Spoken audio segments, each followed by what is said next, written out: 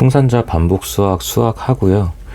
이제 수학하를 시작을 합니다. 그래서 첫 단어는 집합이고, 집합, 그러니까 큰 단원으로 봤을 때는 집합과 명제라고 볼 수 있는데요. 집합이든 명제든 사실 조금 어색하게 느껴질 수 있는 것 중에 하나가, 문제를 풀 때 뭔가 공식처럼 푸는 게 아니라 이렇게 한국말로 좀 이해를 해서 문제를 풀어야 되는 경우가 많아요. 특히 명제는 대놓고 이제 말로 나오는 경우가 많고요. 근데 집합 같은 경우도 기호를 다 결국은 한국말로 해석해서 접근을 해줘야 되는 거거든요.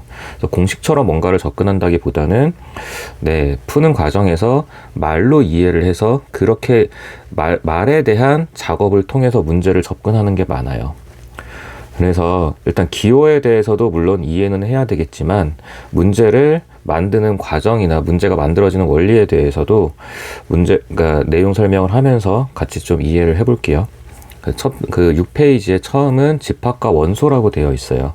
그래서 말 그대로 집합이 뭔지, 그리고 원소가 누군지 소개하는 챕터라고 보시면 되고요. 개념 박스 1번 보시면 집합과 원소라고 되어 있고, 그 다음에 동그라미에 집합, 동그라미 2번에 원소 이렇게 되어 있는데, 이렇게만 보시면 오히려 조금 잘 와닿지가 않을 수 있고, 이 말이라는 거를 그냥 따르게 기호로 보시는 게 좀 편할 수도 있어요. 그래서 집합이라는 건요, 여러분, 약간 중괄호처럼 생긴 그런 기호를 사용을 해요. 그래서 만약에 A라는 집합이 있다. 그래서 A라는 집합이 1, 2, 3, 4, 5다. 이제 이런 식으로 표현을 하는 거거든요. 그러면은 여기에 속해 있는 1, 2, 3, 4, 5 있잖아요. 이것들이 각각 원소가 되는 거예요. 이 5가지가 모두 집합 A의 원소입니다 라고 표현을 하는 거예요. 그리고요, 우리가 대문자 같은 경우는 집합의 이름을 표시하는 경우가 많고, 소문자 같은 경우는 대부분 원소로 표시하는 게 많아요. 그래서 이제 2번 박스 보시면 집합과 원소의 관계 해놓고 이제 기호가 나오는데, 예를 들면 이런 거예요, 여러분. 지금 1이라는 원소는 집합 A의 원소거든요. 원소 중에 하나거든요. 5가지 원소 중에 하나인데, 그럼 1이라는 원소는 집합 A의 원소입니다 라는 표현이 이렇게 들어가는 거고요. 예를 들어서 6이라는 거는 저 5가지 안 들어가 있잖아요. 그럼 6은 원소가 아닙니다 라고 표현을 해주는 거예요. 그래서 거기서 나와 있는 소문자 A, B는 원소를 뜻하는 거고, 대문자 A는 집합을 뜻하는 겁니다. 그래서 이런 기호에 좀 익숙해지시는 게 처음에 필요해요. 기호가 어렵거나 복잡하다는 게 아니라 어쨌든 처음 접하는 거니까 이런 교과 과정에 나와 있는 기호들에 대해서 좀 익숙해지는 게 필요하고요. 그래서 개념 박스 오른쪽 보시면 이제 거기가 좀 중요합니다, 여러분. 객관적이고 명확한 기준을 가지고 있으면 기준에다 동그라미를 쳐주세요. 집합이다 아니다를 판단하는 게 기준을 가지고 판단을 해요, 여러분. 그래서 기준을 가지고 판단을 하니까 기준의 표시를 해주시고, 그 밑에 이제 색깔로 돼가지고 원소와 집합 이렇게 표현이 되어 있죠. 그 밑에 이런 식으로 표현이 되어 있잖아요. 그럼 이거를 이제 어떻게 해석을 해야 되냐면, 원소 A는 집합 A의 원소이다 이렇게 들어가는 거예요. 그러니까 원소이다라는 기호이고, 원소가 소문자, 집합이 대문자, 이런 식으로 봐주시면 됩니다. 이제 이거는 집합 전체에 대해서 약속이 되는 거예요, 여러분. 자, 그렇게 되고 이제 밑에 유형 1번 집합의 뜻 이렇게 되어 있는데, 이거는 사실 명제랑 결국 연결돼서 문제가 많이 나올 거예요. 그러니까 명제에서도 다 집합 개념을 사용하거든요, 여러분. 그래서 일단 이 문제 자체가 뭐 중요하다 안 중요하다를 떠나서 자꾸 한글로 되어 있는 것들을 여러분들은 자꾸 접하게 돼야 됩니다. 한글로 되어 있는 걸 필요하면 수식으로 바꾸기도 하고요. 그래서 집합이라는 게 일단 문제의 의도는 집합이 되냐 안 되냐인데, 제가 아까 개념 박스 오른쪽에서 뭐라 그랬냐면은 집합을 정의할 수 있다 없다를 따질 때는 기준이라는 게 중요하다 그랬어요. 기준이라는 거는 말 그대로 구별할 수 있는 거예요, 여러분. 자, 1-1번을 보면요, 집합의 뜻이라고 되어 있고요. 10보다 작은 짝수의 모임이라고 되어 있어요. 자, 이걸 여러분들이 이해 못해서 그러는 게 아니라 하나씩 한번 뜯어볼게요.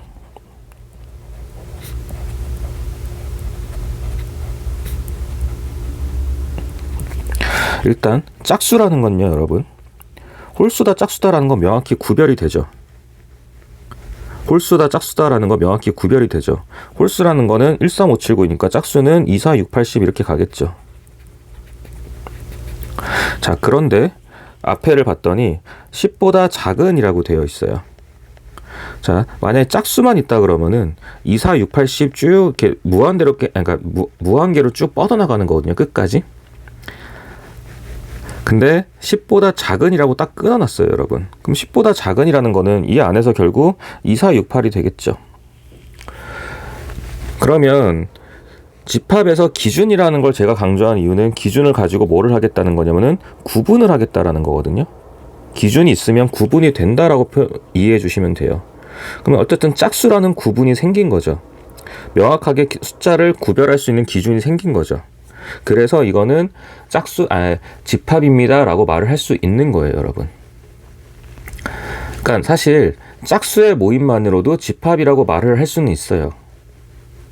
짝수의 모임이라는 것만으로도 집합은 표현할 수 있고요.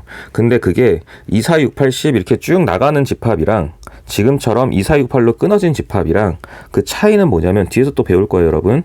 2, 4, 6, 8, 10 점점점 좀 더 써줘야 되죠. 점점점 계속 가는 거랑 이런 식으로 딱 원소가 정해진 거랑 구별을 하는 거는 원소의 개수가 무한계다. 그러니까 집합은 집합이지만 원소의 개수가 유한계다. 이런 식으로 구별을 하기는 해요. 근데 그게 막 크게 막 문제에 적용되는 중요한 개념은 아니고요. 그래서 그런 식으로 구별을 하긴 하는데, 그러니까 짝수만 가지고도 집합이라고 말할 수 있습니다. 기준이 있고 구분이 되는 거예요, 여러분. 자, 두 번째는요. 밝은 색의 모임이라고 되어 있어요. 밝은 색의 모임이라고 되어 있는데 색도 정말 많죠. 색깔이요. 색깔도 정말 많죠. 근데 밝은 색이라고 되면은 대체 어떤 색부터가 밝은 건지 그리고 상대방의 사람에 따라 보는 시각이 다를 수 있잖아요. A라는 사람은 색이 밝다라고 보는데 B라는 사람은 어둡다라고 볼 수 있고요. 똑같은 색이더라도 만약에 조명이 어두우면 어둡게 보일 수도 있는 거죠. 그래서 이거는 명확한 기준이 성립하지 않는 겁니다. 얼마나 밝아야 밝은 색인데 아니면 어떤 색이 밝은 색인데 이런 거에 대해서는 다 느끼는 바가 다르다라는 거예요. 세 번째요. 우리나라 광역시의 모임이라고 되어 있는데 광역시의 모임 딱 정할 수 있죠. 요즘은 특례시도 있고 뭐가 많이 생긴 것 같은데 광역시의 모임이라는 걸 딱 정할 수 있죠. 그래서 그렇게 정할 수 있는 거, 그러니까 기준을 가지고 구분할 수 있는 거, 그런 것들은 집합이 되는 거예요, 여러분. 자, 4번 축구를 잘한다. 마찬가지죠. 2번이랑 비슷한 느낌이에요, 여러분. 축구를 잘한다. 어떻게 돼야 축구를 잘한다? 만약에 축구에서 한 경기에 2골 이상 넣은 학생들의 모임. 이런 식이 되면은 기준이라는 게 있는 거예요. 모든 경기에서 2골 이상 넣었던 학생들을 추려내면 되는 거거든요. 근데 단순히 잘한다. 그럼 잘한다의 기준이 뭐냐는 거예요. 뭘 어떻게 해야 잘하는 거냐? 그건 또 사람마다 다를 수 있다라는 거죠. 자, 5번이요. 작은 소수의 모임. 자, 마찬가지예요. 만약에 소수의 모임 그랬으면요.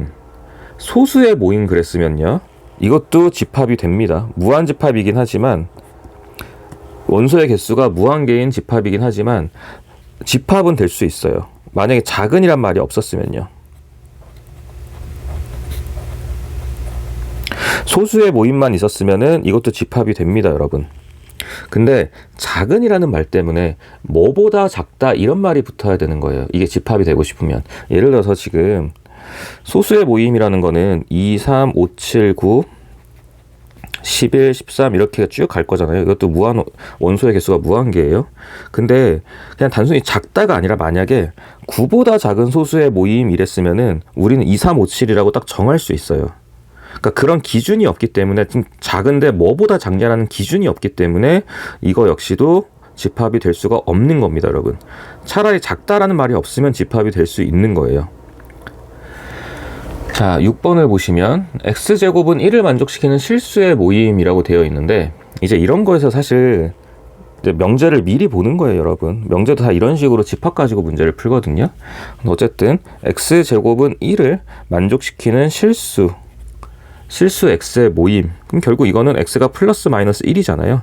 그러면 이거는 마이너스 1과 1입니다 라는 집합으로 표현할 수 있는 거예요, 여러분. 자, 7번이요. 5에 가까운 자연수의 모임. 자, 가깝다 때문에 또 틀리는 거예요. 차라리 5보다 크다. 5보다 작다 이러면은 집합이 될 수 있어요. 5보다 크다, 5보다 작다 이거는 기준이 되고 집합이 될 수 있는데 5에 가깝다라는 게 얼마 차이가 나야 가까운 건지가 모르는 거예요, 여러분. 1 차이가 나야 가까운 건지 2 차이가 나야 가까운 건지 그걸 모르는 거예요. 자, 8번이요. 0에서 0과 x가 0보다 크고 1보다 작다. 이거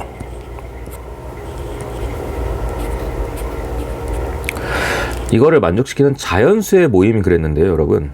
자연수의 모임이요. 자연수는 1부터죠. 근데 1도 안 들어가죠. 그럼 이거는 자연수의 모임이라서 자연수가 없습니다라고 판단할 수 있는 기준은 되는 거예요. 자연수가 없습니다. 이 식을 만족하는 자연수는 없습니다라고 판단할 수 있는 기준이 되는 거예요. 그래서 이것도 집합이고요. 이런 집합을 우리가 지금 이 식을 만족하는 자연수는 없잖아요. 그럼 원소가 하나도 없는 집합이에요. 그걸 우리가 공집합이라고 표현을 해요. 뒤에서 배울 거예요, 여러분. 공집합이라는 거는 집합은 집합인데 원소가 하나도 없어요. 그래서 빌공자를 써서 공집합이라고 표현을 합니다. 되실까요? 자, 그리고 9번은요. 3의 배수의 모임. 자, 이게 느낌이 아까 제가 1-1번에서 했던 거랑 비슷해요, 여러분. 짝수의 모임 그러면 2, 4, 6, 8, 10, 12, 14 이렇게 쭉 나간다 그랬죠. 그러니까 원소의 개수가 무한개인 집합인 거예요. 그러니까 짝수의 모임 자체로도 집합이 된다. 5번에서 소수의 모임만으로도 집합은 된다 그랬어요. 근데 이제 5번 같은 게 틀린 이유는 작은 소수의 모임, 작다는 기준이 없으니까 틀린 거거든요. 자, 마찬가지예요, 여러분. 9번 같은 경우도 3의 배수의 모임이라는 거는 3, 6, 9, 12, 15, 점점점 계속 가겠죠. 그러니까 이 자체로 당연히 집합이에요. 원소의 개수는 무한개예요. 셀 수 없겠지만 집합은 맞습니다, 여러분. 근데 이것도 만약에 5번처럼 작은 3의 배수의 모임 그럼 오히려 집합이 안 되는 거예요. 뭐보다 작다, 뭐보다 크다라는 기준이 없으니까요. 자, 그리고요. 10번이요. 이제 이런 것도 사실 6번, 10번 같은 게 그 명제랑 연결되는 과정이라고 보시면 돼요. 자, x제곱 마이너스 3은 0이다. 그럼 여러분 이거 실제 계산하면은 x는 플러스 마이너스 루트 3 나오는 거 이해하시죠? 그러면 루트 3이라는 건 일단 무리수죠. 근데 문제를 다시 보면은 x제곱 마이너스 3은 0을 만족시키는 유리수의 모임이라 그랬어요. 그럼 이거 만족하는 유리수 있나요? 없죠. 그래서 이것도 뭐가 되는 거예요? 공집합이라고 표현할 수 있는 거예요, 여러분. 그러니까 공집합도 당연히 집합입니다. 이름이 공집합이잖아요. 이름에 집합이 들어가요. 집합에 원소의 개수가 없을 뿐이지 집합은 맞습니다. 기준이라는 게 있는 거예요. 될까요? 자, 그래서 밑에 풍선 포인트 보시면 야구를 잘하는 학생의 모임, 집합이 아니다라는 거죠. 잘하는 거의 기준이 뭐냐는 거예요. 예를 들어서 한 경기에서 안타 2개 이상을 친 야구 선수들의 모임, 이러면은 기준을 잡아서 선수들을 이렇게 원소로 나열할 수 있어요. 선수 이름을 예를 들면요. 자, 그런데 단순히 잘한다라는 거에 기준이 없잖아요. 타율이 3할 이상이다. 이런 식으로 기준이 있어야 되는데 기준이 없기 때문에 집합이라고 할 수 없는 거고요. 자, 동그라미 2번 보시면 올림픽 국가대표 선수들의 모임. 국가대표 선수는 명단이 정해져 있잖아요. 그 명단이 그대로 원소로 오면 되는 거예요. 이런 식으로 말로 되는 것들을 좀 이해하시는 게 필요해요. 그러니까 처음부터 기호를 또 개념 박스에서는 기호를 제시를 해놨는데 문제는 또 말로 되어 있다 보면은 처음에 이해 안 되는 게 좀 생길 수 있어요. 그러다 보면 처음 진도 나가는데 이해 안 되는 게 생기면 이거 나랑 안 맞아 이런 생각이 들 수 있거든요. 일단 말을 좀 이해하시면 돼요, 여러분. 자, 넘어가서 7페이지 볼게요.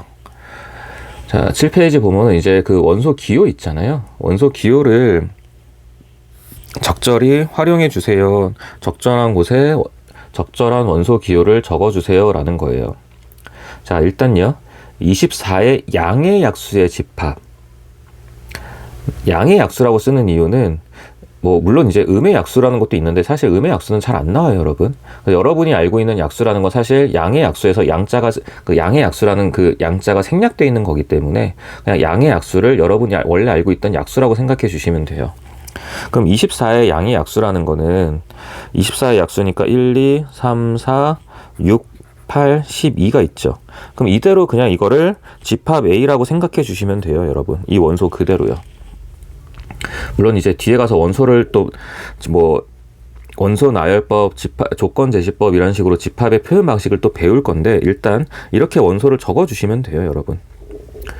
자, 그래 놓고 이제 1번을 봤더니 2는 A의 원소냐라고 물어본 거예요. 원소가 되죠. 그러면은 원소라는 기호를 적어주면 되는 거예요, 여러분. 2라는 게 우리가 위에 적어놓은 그 집합의 원소 안에 들어있으니까요. 자, 근데 2번 같은 걸 봤더니 7이라는 건 우리가 적어놓은 거에 없잖아요. 그럼 7은 원소가 아닙니다 라고 적어주시면 돼요. 자, 마찬가지요. 3번은요. 24는 A의 원소가 맞죠. 들어있죠.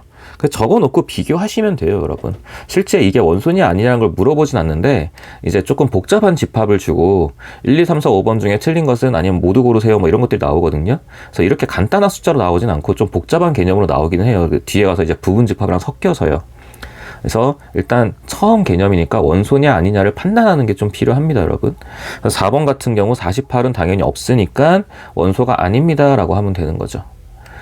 이제 여러분 이제 저랑 제 강의 많이 보셔서 알겠지만 제가 뭔가를 다 설명을 드릴 때는 여러분들이 어색할 만한 거 또는 중요한 부분일 때 또는 어려워할 만한 것들 이런 거일 때 거의 대부분 설명을 드리잖아요. 그러니까 집합은 처음이라 이게 괜히 기호나 용어가 좀 어색할까봐 설명을 드리는 거고 절대 어려워서 그런 건 아니니까 괜히 또 지레 걱정하지 마시고요. 자, 3-1번 볼게요. 3번 문제를 보면은 5보다 작은 자연수의 집합이라고 되어 있어요. 그래서 B는 5보다 작다 그랬으니까 1, 2, 3, 4죠. 5 들어가면 안 돼요, 여러분. 5보다 작다예요. 그래서 1번 보시면 0은 B의 원소냐? 0 없죠. 그럼 0은 B의 원소가 아니겠죠. 그리고 2번은 2는 B의 원소냐? 2 들어있고요. 3번은 3은 B의 원소냐 들어있죠. 그래서 4번 같은 걸 항상 물어봐요. 여러분들 헷갈릴 수 있어요. 5보다 작은인데 잘못 보면은 5가 들어가는 것처럼 보일 수 있잖아요. 그래서 항상 이렇게 원소들을 다 적어놓고 접근을 하시는 게 편합니다. 실수를 하지 말자는 거죠. 자, 그리고 4번을 보시면 처음에 이런 것 때문에 좀 학생들이 괜히 어려워하는 듯한 좀 복잡하게 느끼는 경우가 많은데 자연수 전체의 집합, 정수 전체의 집합, 유리수 전체의 집합, 무리수 전체의 집합, 실수 전체의 집합 막 나와 있어요. 허수 없는 게 다행이에요. 네, 문제에 허수도 가끔 나옵니다. 자, 이렇게 나와 있으면 그냥 그 기호에 괜히 신경 쓰지 마시고 문제 보면서 여러분 기호에 접근하시면 돼요. 접근하시면 돼요. 그래서 4번 문제 보시면 n이라는 집합은 자연수를 뜻하는 집합인 거고요. 그리고 나서 z라는 집합은 정수를 뜻하는 집합이에요. 그리고 q라는 집합은 유리수를 뜻하는 집합이고요. 그리고 무리수를 뜻하는 집합은 p래요. 그래서 이 모든 걸 망라하는 실수 전체의 집합이 r이래요. 자, 여러분 이런 문제를 푸실 때는 일단 포함관계부터 좀 판단을 하셔야 돼요. 포함관계부터 좀 판단을 하셔야 됩니다. 그러니까 아직 부분집합이라는 개념을 배우진 않았지만 포함관계를 좀 판단하실 필요는 있어요. 왜냐하면 가끔 또 이런 걸 물어볼 때가 있거든요. 그래서 자연수는 일단 정수의 일부분이죠, 여러분. 그리고 정수는 유리수의 일부분일 거고요. 그 다음에 유리수와 무리수를 합한 게 실수예요. 그래서 제가 지금 설명드린 건 한번 보고 잊으셔도 돼요. 벤 다이어그램이라는 걸 말씀드릴 건데 사실 뒤에서 배울 거예요, 여러분. 그래서 미리 말씀드리는 이유는 이게 굉장히 중요해요, 여러분. 벤 다이어그램인데 저는 보통 이거를 그림이라고 이해합니다. 그냥 여러분들한테 집합에서 그림 그리세요 그러면은 벤 다이어그램을 뜻한다라고 이해해 주시면 돼요. 그래서 일단 용어도 일단 지우세요, 여러분. 뒤에 가서 다시 볼 거예요. 다시 볼 거니까. 자, 이게 의미가 뭐냐면요, 포함관계라는 거를 그림으로 나타내 보겠다라는 거예요. 그림으로요. 그럼 예를 들어서 자연수라는 이런 영역이 있어요. 그냥 영역 표시라고 생각하시면 돼요. 영역이 있는데 자연수는 정수의 일부분이거든요, 여러분. 그거는 이해하시죠, 여러분? 자연수는 정수의 일부분이잖아요. 그럼 자연수보다 큰 자연수 전체를 포함하는 이런 영역이 생기는 거예요. 자, 그리고 정수는 또 유리수의 일부분이니까 이거 두 개를 다 포함하는 이런 영역이 생긴다라는 거죠. 근데 P라는 게 무리수가 있대요, 여러분. P라는 게 무리수가 있대요. 그럼 유리수와 무리수는 별개죠. 근데 이거를 다 포함하는 게 실수가 되는 거죠. 되실까요? 그래서 이거를 조금 더 이제 벤 다이어그램 형식에 맞게 만약에 그린다라고 하면요, 이런 식으로 그릴 거예요. 이제 전체 집합 같은 거를 밖에 그려주는데, 여기서 전체 집합은 실수 아래 전체 집합이에요, 여러분. 그리고 나서 딱 땅 따먹기 합니다. 실수는 유리수와 무리수로 딱 구별할 수 있잖아요. 그러면은 유리수와 무리수로 딱 구별해서 이 부분을 전체를 다 P라고 하는 거고요. 이 부분을 전체를 다 P라고 하는 거고, 자, 왼쪽 전체 부분을 이제 Q라고 잡을 수 있어요. Q랑 P를 합한 게 실수 전체예요, 여러분. 근데 Q 안에는요, 누가 있냐면 유리수 안에는 정수가 있을 거고요. 그 안에는 자연수가 있을 겁니다. 그래서 실제 이제 벤 다이어그램으로 형식에 좀 비슷하게 표현하자면 이런 표현이 가능해요. 이런 표현이 가능한데, 이제 이거는 보고 잊으셔도 돼요, 여러분. 보고 잊으셔도 됩니다. 아셨죠? 보고 잊으셔도 돼요. 그냥 지울게요. 네, 보고 잊으셔도 돼요, 여러분. 뒤에 가서 정말 많이 그리게 될 거예요. 그래서 이런 포함관계라는 게 존재할 수 있다 정도만 보시면 돼요, 여러분. 그래서 1번 문제를 보시면 마이너스 3이 n의 원소이냐? 마이너스 3은 자연수가 아니죠. n은 자연수예요, 여러분. 그럼 마이너스 3은 자연수가 아닙니다 라고 되겠죠. 자연수가 아닙니다가 되겠죠. 자, 2번 0.5. 0.5는 유리수죠. 그럼 0.5는 Q, 유리수의 원소가 되겠죠. 자, 그럼 여러분 1번에서 좀 확장해서 마이너스 3은 자연수는 아니지만 정수죠. 그쵸? 그럼 마이너스 3은 Z의 원소는 돼요. 그리고 누구의 원소도 돼요? 유리수의 원소도 됩니다, 여러분. 그리고 누구의 원소도 돼요? 실수의 원소도 됩니다. 실수의 원소도 됩니다. 이런 식으로 이제 하나씩 포함관계를 확장해 나가는 거예요. 그거를 이제 그림으로 보여주는 게 벤 다이어그램이고요. 자, 3번 마이너스 3은 마이너스 2분의 3은 마이너스 1.5 이런 거 유리수죠. 유리수니까 Q의 원소가 되는 거 맞고요. 자, 4번이요. 간혹가다 이런 거에서 헷갈리는 경우가 있어요, 여러분. 루트 4는 2죠. 루트 붙었다고 다 무리수가 아니죠. 그리고 2는 정수죠. 그쵸? 근데 어쨌든 이게 무리수의 원소이냐라고 물어봤으니까 P는 무리수예요, 여러분. 무리수의 원소냐고 물어봤으니까 아니다가 되는 거죠. 반대로 5번은 루트 6은 계산이 안 되는 무리수가 맞으니까 P의 원소가 되는 거고요. 자, 오랜만에 보죠. 파이 무리수예요, 여러분. 기호에 낚이지 마시고 무리수입니다. 우리가 중학교 때 3.14로 간략하게 계산을 할 때 주어지는 값인 거지, 3.14로 계산하세요 라고 주어졌을 때 3.14로 계산을 하는 거지, 실제는 무리수입니다, 여러분. 그래서 이게 파이가 중3-1에도 되게 많이 나오잖아요. 유리수랑 무리수 구별하는 과정에서요. 그래서 파이는 무리수입니다. 단, 무리수는 어디에 속하죠? 실수에는 속하니까 파이는 실수입니다 라는 말을 할 수 있는 거예요, 여러분. 파이는 실수입니다 라는 말은 할 수 있어요. 근데 누구라는 말은 못해요. 유리수라는 말은 못하는 거죠. 그리고 누구라는 말은 할 수 있냐면 무리수라는 말은 할 수 있습니다. 이렇게 구별해 주시면 돼요. 그래서 그냥 저 기호 옆에다가 다 이렇게 한글로 적으시면 돼요. n 옆에다 자연수 이렇게 적어놓고 문제 푸시면 돼요. 혹시나 이렇게 시험 문제로 많이 나온다라고 하면요. 네, 그렇게 적어놓고 접근하시면 됩니다. 그래서 밑에 풍셈 포인트 보면 뭔가 그림으로 표현해놨죠. 저것도 일종의 벤 다이어그램을 보시면 돼요, 여러분. 근데 집합은 정말 벤 다이어그램으로 푸는 게 정말 많아요. 자, 이렇게 보시면 A라는 테두리 안에 들어있으면 A의 원소예요. 그래서 A라는 원소는 집합 A의 말 그대로 원소입니다. 근데 B는 집합 A의 원소가 아닙니다 라고 표현할 수 있는 거죠. 테두리 안에 들어있는지 밖에 있는지를 가지고 판단을 하시는 거예요. 이제 넘어가서요. 이제 8페이지 볼게요. 집합의 표현이라고 되어 있고, 이제 당장 거기에 또 이제 아까 말씀드린 벤 다이어그램 같은 게 나와요.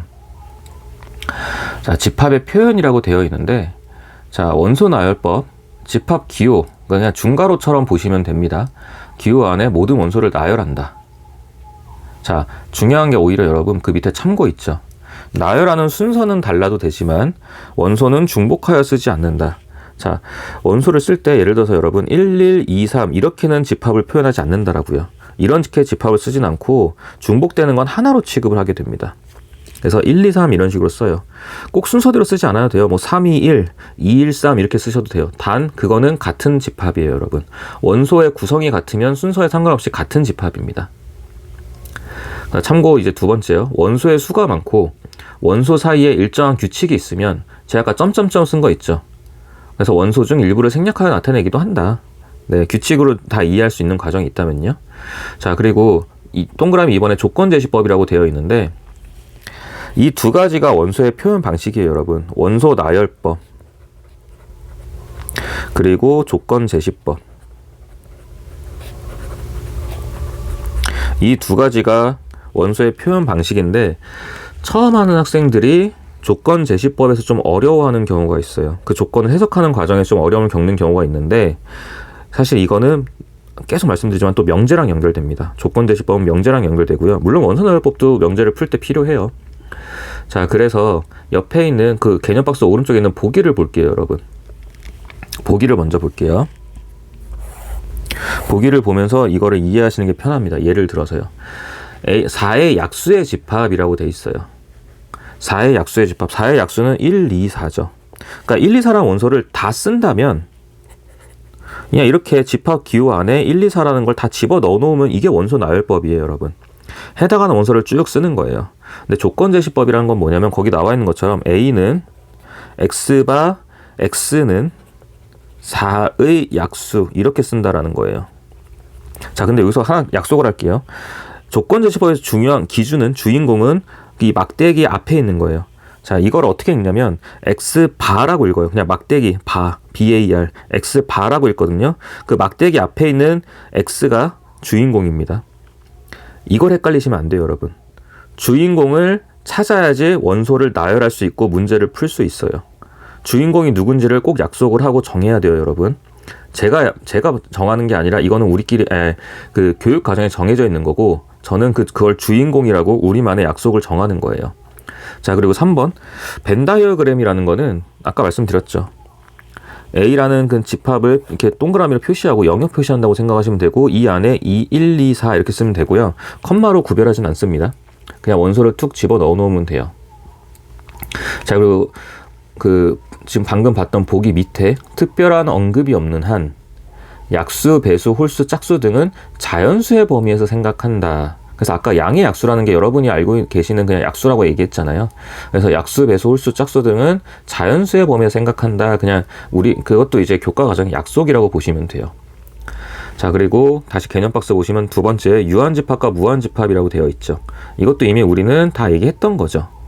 원소의 개수가 무한히 많은 걸 무한집합. 아까 봤던 것처럼 만약에 짝수의 집합이라고 돼버리면은 2, 4, 6, 8, 10 기준이 없으면 계속 가죠, 여러분. 근데 만약에 10보다 작은 짝수의 집합 그러면 2, 4, 6, 8로 딱 끊기잖아요. 그래서 원소의 개수를 셀 수 없는 거 그거를 우리가 무한집합이라고 하는 거고 원소의 개수를 딱 셀 수 있는 거를 유한집합이라고 하는 거예요. 이런 애들을 무한집합 그리고 이런 애들을 유한집합. 자, 무한집합, 유한집합을 구별하는 건 어렵지 않아요, 여러분. 근데 원소나열법과 조건제시법은 서로 왔다 갔다가 돼야 되기 때문에 이 부분이 좀 헷갈리실 거예요. 자, 그리고 세 번째 동그라미 공집합이라고 나와 있는데 이거 우리 이미 했죠. 집합은 맞아요. 집합은 맞는데 원소가 하나도 없더라고요. 그럼 예를 들어서 아까 어떤 거에 봤었냐면 앞에서 X가 0하고 1 사이인데 이거를 만족하는 자연수 X. 기준은 있어요, 여러분. 기준 돼서 집합은 맞아요. 근데 자연수 X가 없죠. 만족하는 게. 그래서 이거는 원소의 개수가 없습니다. 그래서 아까 제가 공집합이라고 표현을 했고요. 그 공집합 밑에 참고 보시면은 공집합은 유한집합이다. 원소의 개수가 하나도 없다는 것도 원소를 셀 수 있다라는 거니까 유한집합으로 표현한다라는 거예요. 용어에 대한 설명이에요. 근데 유한집합, 무한집합, 공집합은 금방 익숙해지실 거고 마찬가지 벤 다이어그램 같은 경우도 그렇게 어렵지 않아요, 개념은.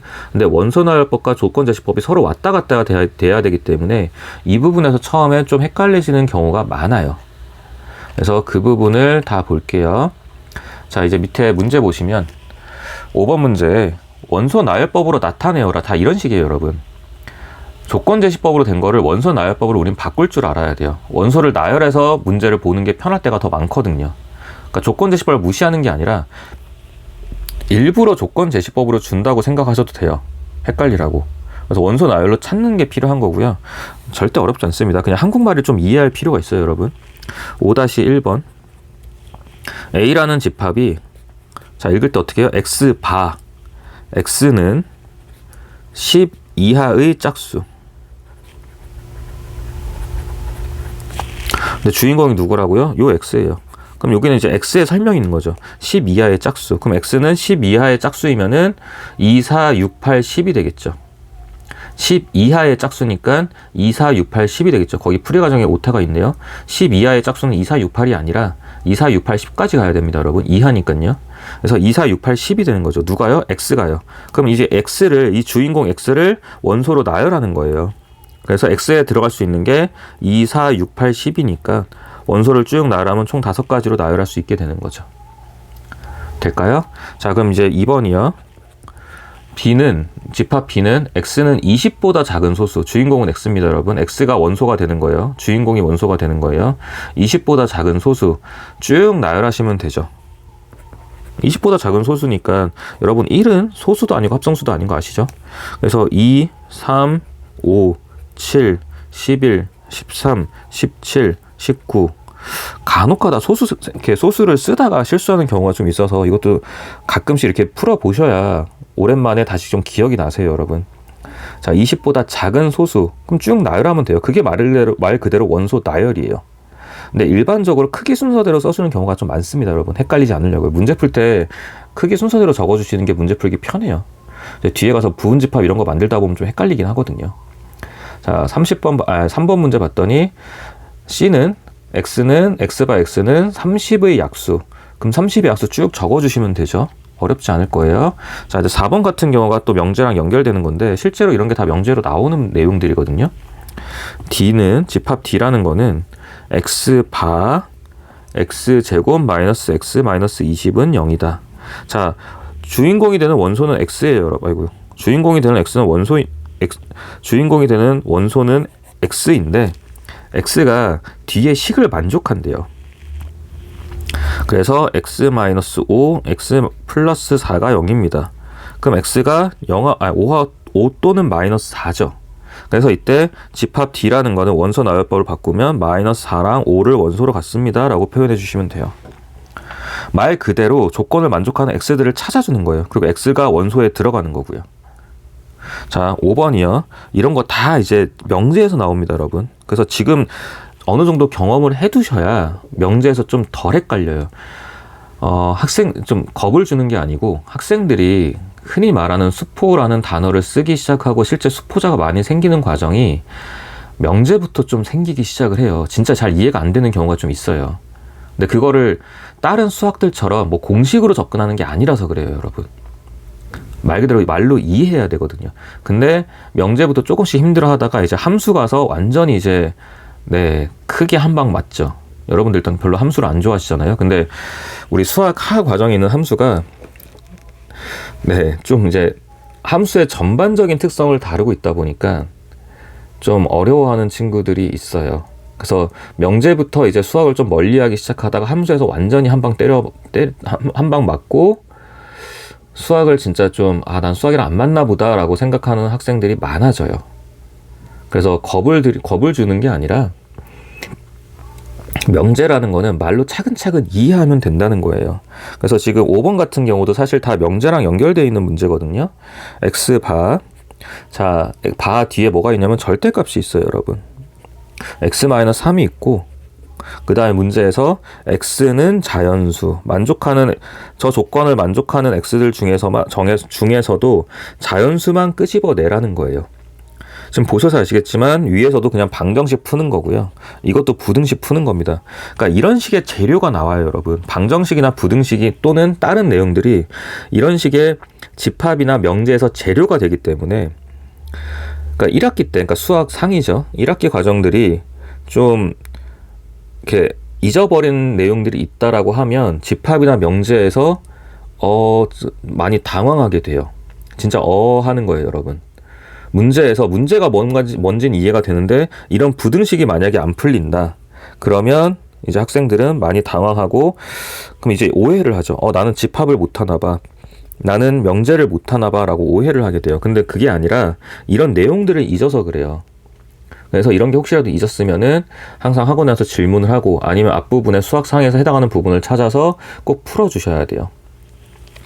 자, 이런 부등식을 풀 때는 제가 어떻게 설명을 했었냐면 절대값 a가 만약에 1이다 라고 하면 이 부등식은 마이너스 1에서 1입니다. 1 사이에 있습니다. 라고 풀면 된다 그랬거든요.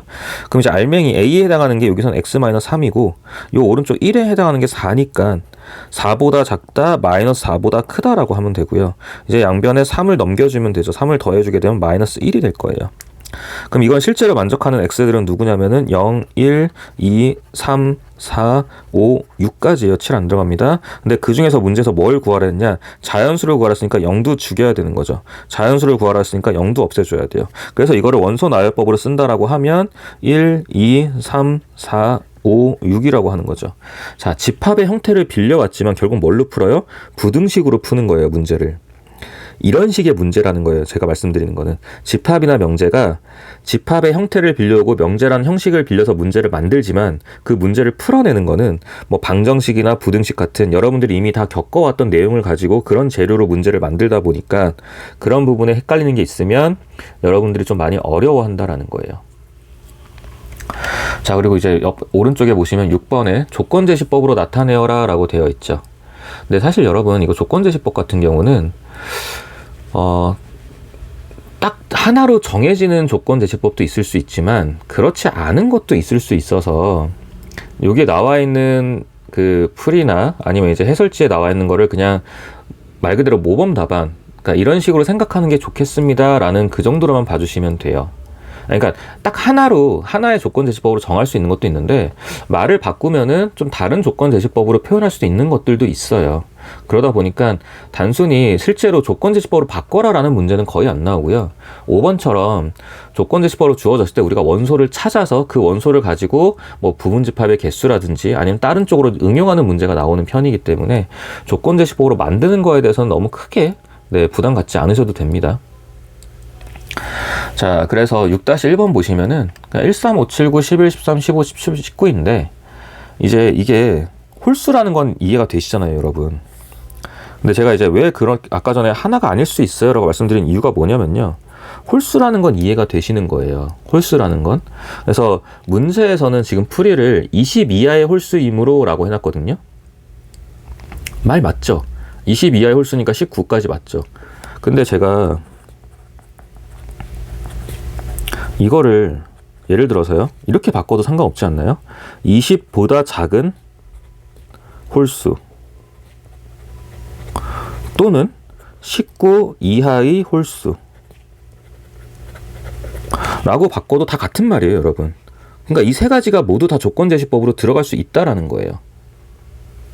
그럼 이 경우에는 첫 번째 맨 위에 있는 경우는 이 조건제시법 이렇게 써주면 돼요. 주인공은 x입니다. 근데 x는 뭘 만족시킵니다? x는 20 이하의 홀수를 만족시키는 집합입니다.